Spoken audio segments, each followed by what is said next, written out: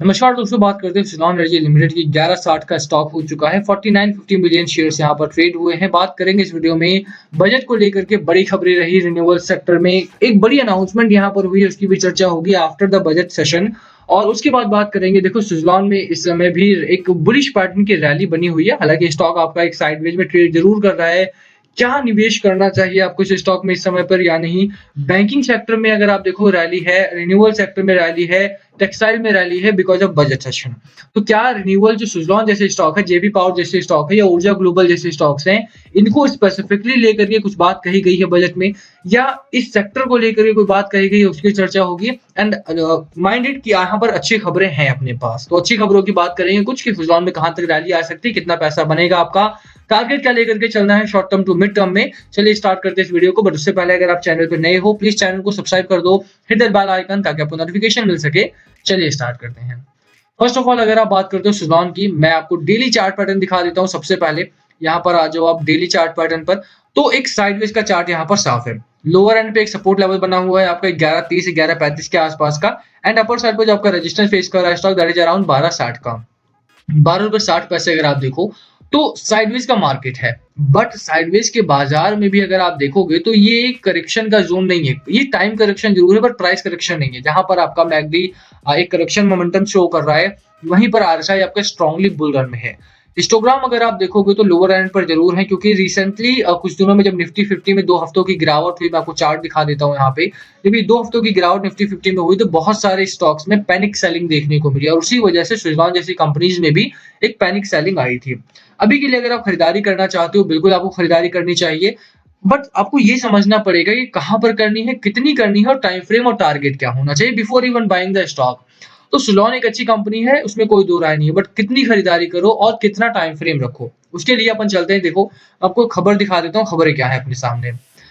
A clarification on the status of energy storage system in India's power sector issued by the government's Ministry of Power has described the various technologies as essential to achieving national renewable energy goals.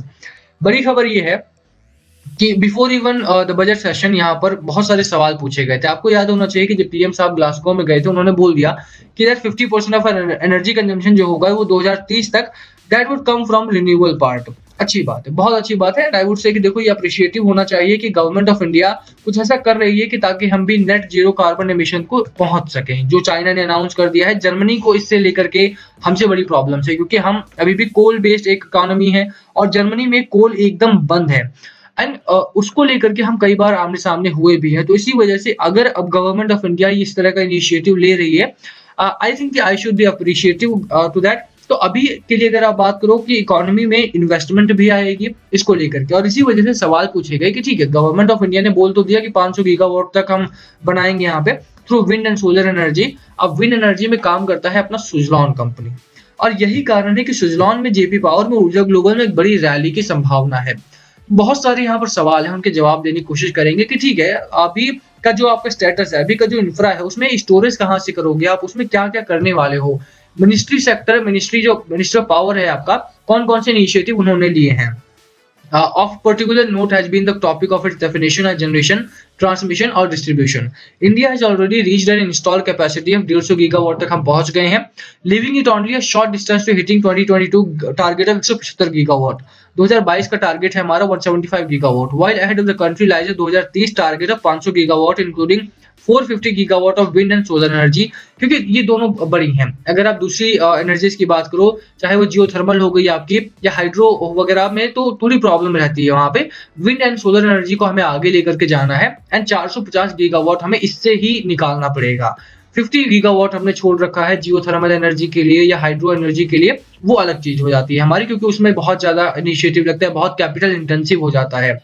Wind and solar भी capital intensive है, but ये बहुत ज्यादा place नहीं लेते हैं, बहुत ज्यादा लैंड ओनिंग नहीं हो पाता है इनमें, और इसीलिए इनको हम प्रेफरेंस कर रहे हैं यहाँ पे।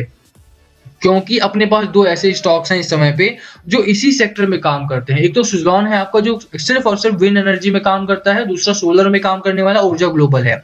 और यही दोनों स्टॉक्स में लगातार आपको रिकमेंड करता हूं कि इन दोनों स्टॉक्स में अगर आप खरीदारी करना चाहते हो, बिल्कुल करना चाहिए। बट टाइम फ्रेम की बात जहां तक रही उसकी बात करेंगे। अभी के लिए अगर आप बात करो तो मिनिस्ट्री ऑफ पावर ने यहाँ पर 2-3 आपको नई टेक्नोलॉजीज के बारे में बताया है कि that they are incoming those they are importing those technologies from outside country. And उसके बाद आप देखेंगे कि बाजार में इन इकोनॉमीज में, इन कंपनीज में बहुत अच्छी रैली की संभावना बनेगी। कौन कौन सी टेक्नोलॉजी है? Energy storage system technology including battery energy storage system base, pumped hydro energy storage FES or other technology like green hydrogen or green ammonia storage will be essential in order to integrate large volume of renewable energy, the letter said। अब आपको पता होना चाहिए कि wind and solar energy, wind energy के लिए आप गुजरात वगैरह के शोर लाइन पे आप लगाओगे, वहां पे सोलर के लिए आपको नॉर्थ ईस्टर्न और साउथ के पार्ट में आपको जाना पड़ेगा। बट एनर्जी कंजम्पशन कहां पर हो रहा है? मेनली एनर्जी कंजम्पशन हो रहा है टियर 1 सिटीज में, दिल्ली हो गया, मुंबई हो गया, इंदौर हो गया, या इस तरह की सिटीज में आपको ज्यादा देखने को मिलेगा। तो ट्रैवल कैसे कराओगे, डिस्ट्रीब्यूशन कैसे होगा, ट्रांसमिशन कैसे होगा, उसके लिए हम इन 3 टेक्नोलॉजीज का यहाँ पर यूसेज बढ़ाएंगे। यही कारण था जिसकी वजह से रिन्यूएबल पार्ट में आपके एनर्जी में, मतलब एनर्जी रिन्यूएबल एनर्जी वाले सेक्टर में आपको बहुत बड़ी इन्वेस्टमेंट नहीं आ रही थी। बट क्योंकि अब गवर्नमेंट ऑफ इंडिया ने इसको क्लैरिफाई कर दिया है and we are importing these technologies, तो मुझे लगता है कि अब यहाँ पर इन्वेस्टमेंट जो है आपका वो बढ़ने वाला है। बिल्कुल आपको खरीदारी करके चलना चाहिए। कहाँ पर है आपका टारगेट भैया?